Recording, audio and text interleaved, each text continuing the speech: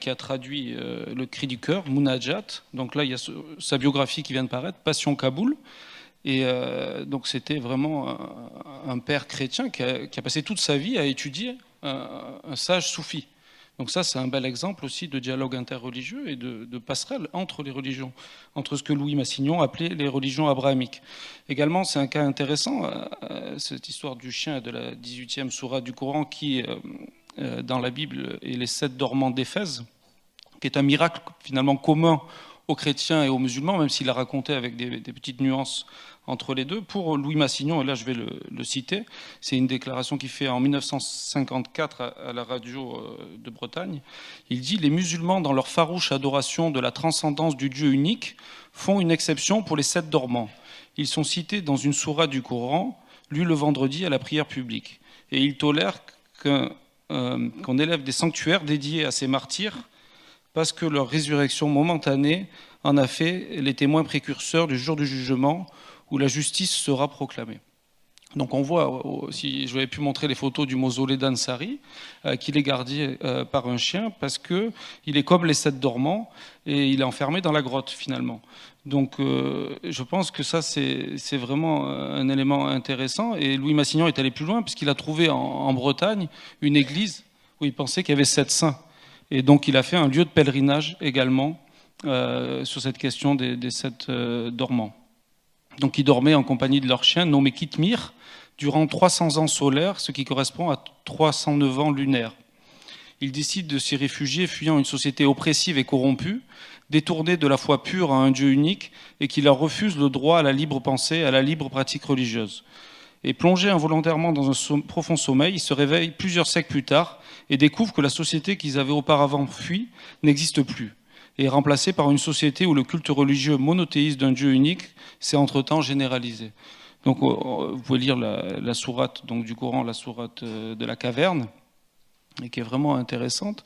Et je pense que sur ce point, même s'il y a une divergence, parce que dans le Coran, on ne sait pas si c'est 3, 5 ou 7 dormants, je pense qu'il y a en tout cas une possibilité pour s'inspirer des œuvres des soufis, des maîtres soufis du passé, et de voir qu'en fait, ce mausolée a été construit à l'époque timouride. Et Leili Anvar m'a dit que le chien avait disparu à l'époque taliban, à l'entrée. Donc ça, je ne sais pas, je ne suis pas au courant, parce que moi j'ai visité le mausolée d'Ansari en 2014, et j'ai fait des photos, donc c'est un chien en pierre qui garde le mausolée, et c'est vraiment intéressant.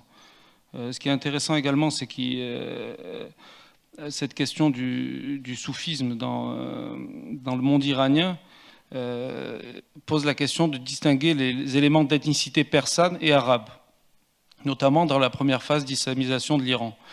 Selon Hossein Nasr, qui est un grand philosophe iranien, il est indispensable d'étudier les figures arabes du soufisme pour comprendre l'émergence du soufisme en Iran. Donc pour lui, il n'y a pas vraiment, dans la première période, une spécificité iranienne du soufisme. Et il est impossible de distinguer ce qui est arabe et ce qui est persan dans le soufisme. Donc je pense que de toute façon, comme l'a dit mon collègue, c'est difficile de donner une dimension culturelle, une spiritualité. Mais il y a la tradition poétique persane qui donne sa spécificité au soufisme iranien.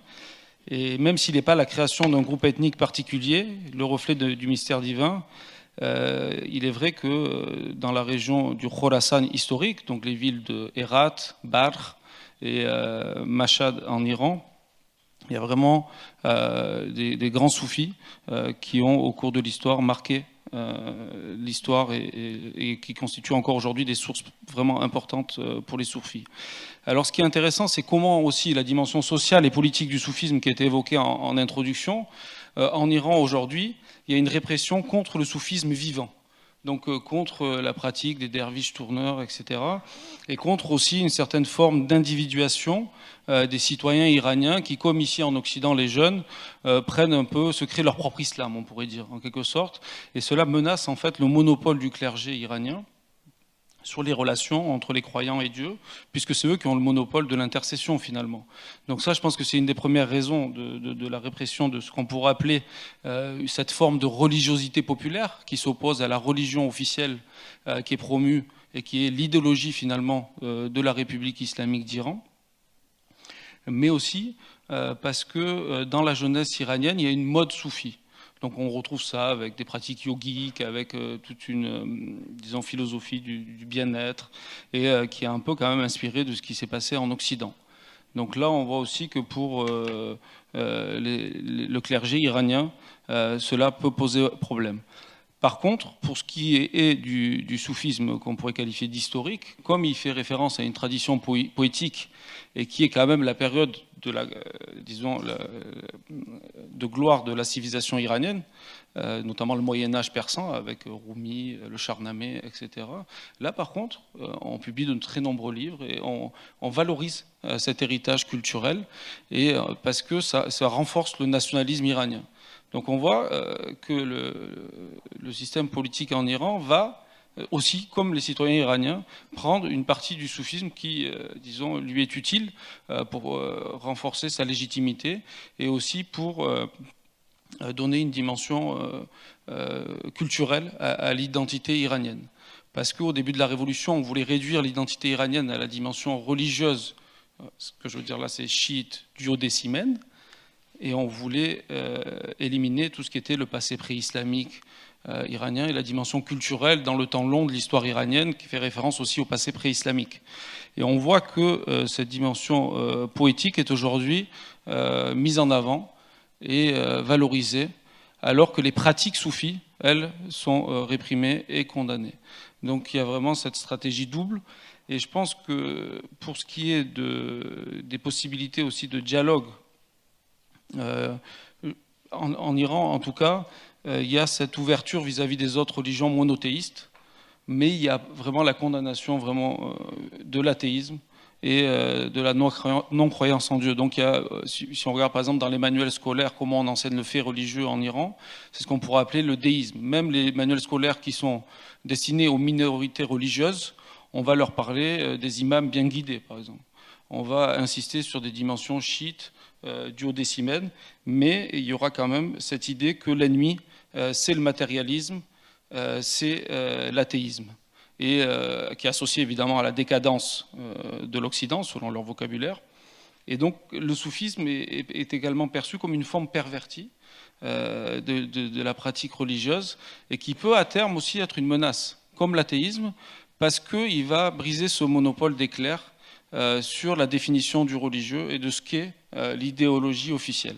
Donc ça, c'est un phénomène intéressant qui est peu étudié, mais si on s'intéresse à la presse iranienne, on trouve des informations assez récurrentes sur la répression de chefs, derviches, etc.